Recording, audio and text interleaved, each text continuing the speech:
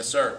Virginia has a lot of veterans. Yes, over 800,000. Could you give us some of your views on veteran affairs? Yes. I've got some interesting history there. I've done courts martial as an attorney, mostly in Quantico, some in Fort Belvoir. I also did work for the Pro Bono Veterans Consortium, which works with the DAV, American Legion, all the veterans groups, and they take claims that have been rejected by the VA and they hand them to us to take to court. So one of my bar memberships is the Court of Veterans Appeals, because I've been taking a number of these cases over the years. I understand what the VA does and doesn't do, and it's pretty ugly, frankly. Virginia's Department of Veteran Services is not very well thought of in terms of its effectiveness. There are some good folks in there, but it's not very effective. One of the things that I would like to see done is to educate up some of the attorneys, probably one or two. You don't need a lot, in the Attorney General's office, so that there's legal assistance to the veteran service agents that we do have working for the Commonwealth of Virginia, so they can do a better job of winning these claims at the lower level. The VA, for those of you who haven't ever had to deal with it, they string these things out unbelievably. And it's government health care. yes, it is. Yeah, it is. And it does not. It's not something anybody would ever accept if they were paying their money for it, ever.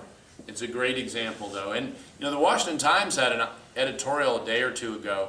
You've heard all this talk about what is it, end of life counseling, and you know, the death panels, all that kind of thing. It already exists, folks. It exists in the VA department. They've got a book. Your Life, Your Choices. Has very little to do with life. I'll tell you that. And the survey, you know, Google this editorial in the Washington Times. It is worth reading. It is pretty scary. The Bush it was written in the Clinton administration. The Bush folks shelved it. They just got rid of it. Well, this administration has pulled it back out. Our government is already pushing people toward these nearly suicidal decisions. And I will tell you, as someone who has fought for individual veterans to get the benefits that they deserve, the VA tries to wait people out.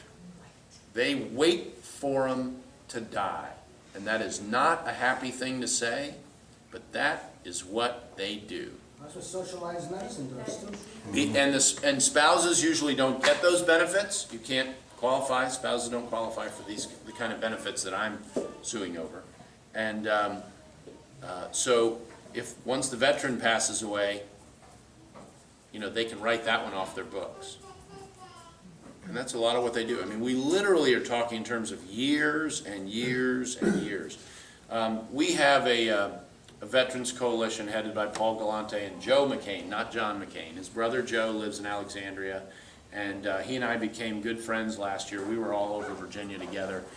Joe made some of the more interesting statements you may have read about in campaigning in Virginia last year, calling them communists in Alexandria and Arlington. And having been an Arlington Republican, I can tell you, I don't know what's terribly newsworthy about that. You know, that's just stating the facts, not communists, but they certainly are borderline socialists there. And Joe's a lively guy. But Roger Sullivan also, for any of you involved in veterans efforts, would know Roger in Virginia. He and I have been talking about policy and about what works and what doesn't in Virginia, and what we can do to make it better. I'm being very careful, especially this year,